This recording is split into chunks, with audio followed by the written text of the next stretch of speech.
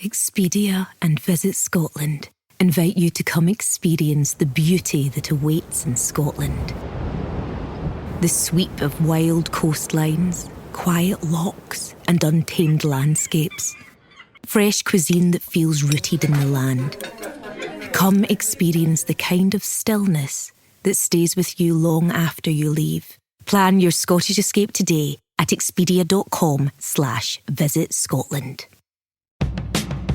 Mornings have a rhythm. You can hear it, feel it. And at Quaker, we fuel it.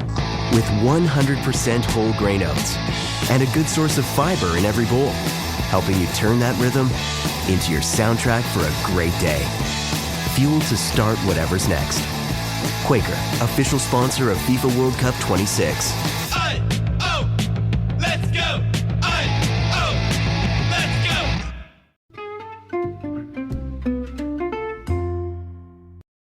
Hi, everybody, and welcome to the Dr. Psych Mom Show. Today, I'm going to be talking about why women who don't want romance in their lives watch romantic movies. And this was a question I got, and I will dive into that as soon as I tell you to subscribe. Most recent subscriber episode was why telling your husband that you're better than him is just as bad as if he told you he was better than you. So, take of that what you will, but I do see that happen more in my sessions where the man is told he's not good at this and that and this and that, and in a way that he really would not say about the woman, or we would have a much different reaction. I mean, I got the same reaction, but in general, people would have a different reaction. Okay, so that and 220 plus other episodes if you subscribe. Okay, so there's two kind of women that watch romance movies, and I've done a podcast on intimacy porn and how I think it's very bad. And by that, I mean when women or men consume whatever their version of porn is and then want to execute that with the partner in a way that the partner cannot possibly provide. So these are usually these are always the preoccupied attachment partner, the pursuer. So the man who wants more sex watches porn and then he tries to do a bunch of crazy stuff in bed. Porn montage style sex is what I call it. He acts more aggressive, he talks different, and she hates it. And she feels like it's not about love or about them. It's just whatever he just watched in porn, because it is. And a man who feels the same way about his wife says stuff like, she just wants me to act like these guys in these, movies or TV shows or books. Frequently, it's romantic novels that are consumed addictively, like, one every couple days. She's dissatisfied with me. This would be the more avoidant male partner talking, because I can't provide these experiences that she, thinks are normal. And commonly, by the way, this is now also what my intimacy porn podcast is about, is this relationship content where it's like a couple and the guy's always showing up with flowers and writing poetry. And this is their job, right? To be relationship influencers. And they're writing these scripts together. And she's probably telling him exactly what to do for the camera because she knows exactly what women are going to be into. And they are providing an entertainment service, just same as a romantic movie, but because they're, quote, real people, then the woman thinks that this is something that every guy should be able to do. And she's the preoccupied attachment partner. He's the avoidant partner. She's disappointed with his romantic capacity already. And this stuff amplifies it. It brings them further from each other. Same with the porn. It's bad because it brings you further from what your wife could provide, right? Because she's just one woman, not 1,000 different women on the internet being told what to do by a director to fulfill every male fantasy. She's just one human woman that has whatever sex drive she has. That is not the one that that those women are pretending to have. She's not on the drugs they're on. She's, she's not getting paid like they're getting paid. She's not scared for her life, unfortunately, in some situations.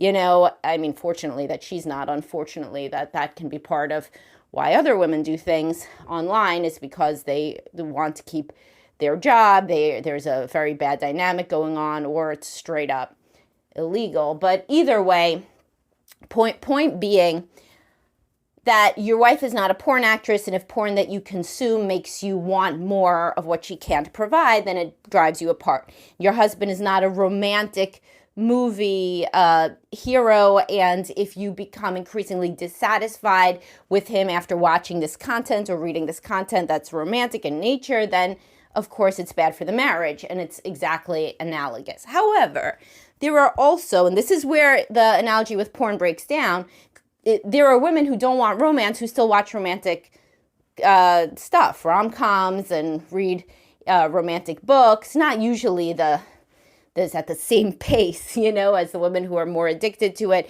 But that is the type of stuff that they like. They like Hallmark movies, etc.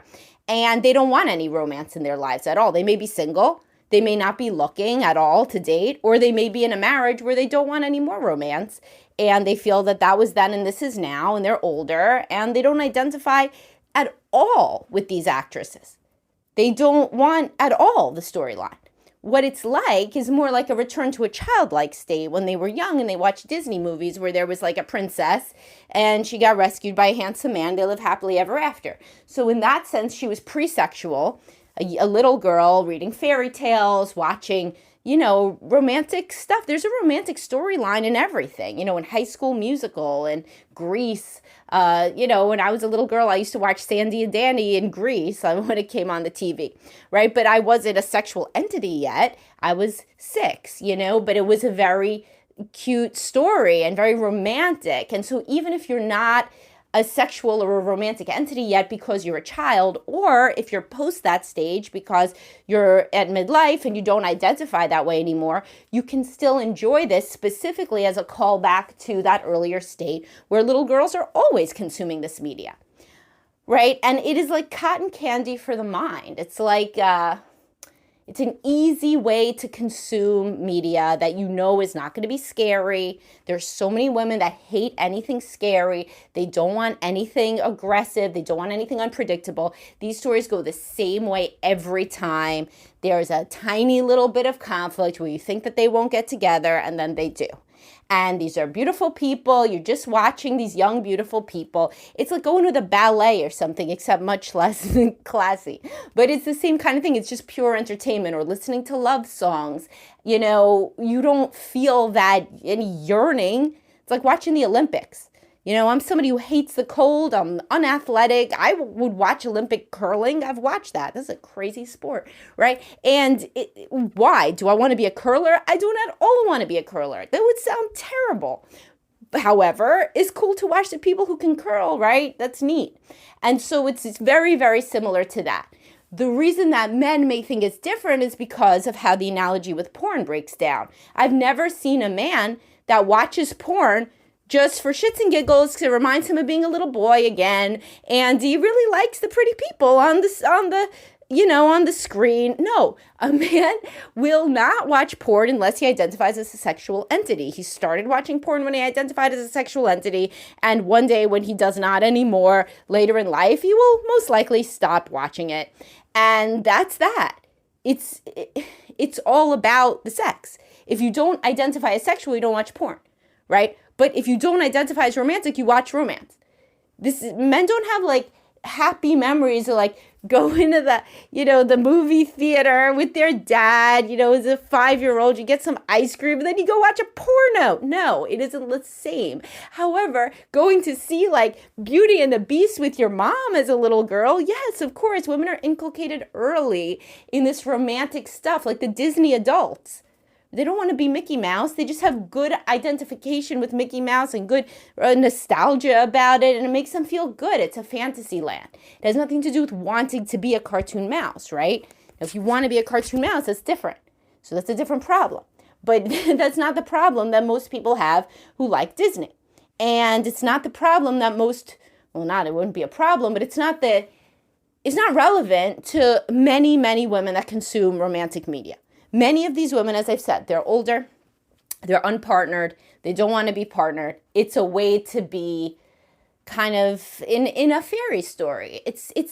You're watching beautiful people do cute little things in a way that is a callback to earlier eras, of your life, watching similar sorts of things over the course of your life, never wanting to engage in them. It's just like murder shows. So many women who are the kind that can deal with seeing more aggressive or unpredictable stuff, they watch murder shows about serial killers. There was just one about, I forget which one, but it was like super high ranking. Everybody was watching this serial killer. Not one person, well, maybe some people, but the large majority of people, thankfully, did not in any way want to meet or be involved with or be a serial killer. So it's just purely entertainment. There's a way that it goes in the murder shows. You think that they're not going to find the guy. You think they're going to get away with it, and then they don't. It's good versus evil, and that's the same as it feels with romantic shows. It's good versus evil. It's like you think that her friend is going to steal the cute guy from her, but wait, the good one, that always should have won ends up winning, and she gets the guy, and we don't have to think that they're ever going to drop out of the honeymoon stage, or that they're ever going to have to pay a mortgage together, or that they're ever going to have a stressor in their lives or anything, because it's fake. So it's just fake. It's like Soma. I always make the analogy with Soma, with Brave New World. And so it isn't that the preoccupied attachment man who sees his avoidant wife consuming romantic media thinks that they are the same. If he were to consume that same media, he would yearn to be in the story or to have some sort of relation to the story, to be playing out the story perhaps with her, the avoidant wife. But she's not him, and she's wired very differently than him, and she can consume the media like the burning bush and not be consumed. She consumes and is not consumed. She doesn't identify with it. It's fun. It's like the curling. It's like the murder mystery. It's like the fairy story. It's like Beauty and the Beast when she's a little girl. It's all of it. It's like the road runner. You don't think you're a real road runner, but you're cheering for the road runner. It's a good versus evil. It's a, very, very easy way to dissociate. And that's what it is. So, if you are a preoccupied attachment guy and you're trying to think about your wife's motivations, therapy can really help, or coaching. Anything that gives you that distance where you don't continue to delude yourself in a very self-sabotaging way that you and your wife are similar in the ways that you view the world vis-a-vis romance or sex. Because this is going to lead you down a million rabbit holes and do a million crazy things. So let's say she watches a romantic movie and the guy's serenading her, right? Like Say Anything with the boombox. So then your middle-aged ass going to be outside with a boombox? Oh my God, what would the HOA say? She would never talk to you again. So she doesn't want it. She has nothing to do with it. It would be like if she's watching Superman and you put on a cape and jumped out the window. That you're not going to fly. And that is exactly how she feels about any sort of what she would feel very uncomfortable attempt to reenact something that is pure fantasy. However, if you are the avoiding guy, completely different. If you're the avoiding guy, especially an avoidant young guy, get these guys, they're early 30s, the woman's in there begging them to be more avoidant in my session. Sorry, not to be more avoidant. My God, definitely not. To be more affectionate, to be more warm, to be more romantic, right? And so I say, why don't you read some of the shit that she reads? And I tell her, stop reading this shit. Give it over to him. You need to never read it again, and maybe he could read one of them. And then maybe over time you could get to the same place, right? Or he should follow the relationship content, and she should stop instantly following the relationship content. That would even them out in some kind of way. Of course, talking to me, I'm like, all right, so get the gift, do this, do that. And some men can get into a routine in their mind where, especially if they identify, okay, she is sad because she loves me and this is what she thinks of as love, and she's a deep feeling person, and this is going to make her feel good. And okay, so I'm going to remember when I come in the door, I got to give her a hug every time. I have to text her every day. I have to say I love you every day. Even if, from my perspective as the avoidant man, I think, why? But yet she wants to know it, even though it didn't change every day. And so helping people get closer together on the spectrum of romance or sexuality is good work that can happen in couples therapy, right? But a lot of that comes with a deep, deep understanding and empathy with your partner, and understanding that they're wired very differently than you, down to how they interpret the world, including media, including books, including movies, including everything. All right, so I hope this helped everybody. And as always, if you want more discussion, you can join the Facebook secret group. If you ever need a therapist or a coach, reach out to me in my practice, bestlifebehavioralhealth.com. Got a lot of good people. I'm going to be hiring a male therapist or coach soon. So that's great. And I will talk to everybody soon. Have a great day, guys. Bye-bye. Struggling with weight loss? Prolon's 5-day fasting mimicking diet is a clinically developed nutrition program designed to promote fat loss while protecting lean body mass. Developed at USC's Longevity Institute, it assists the body in entering a fasting-like state that helps reset metabolism and target visceral fat.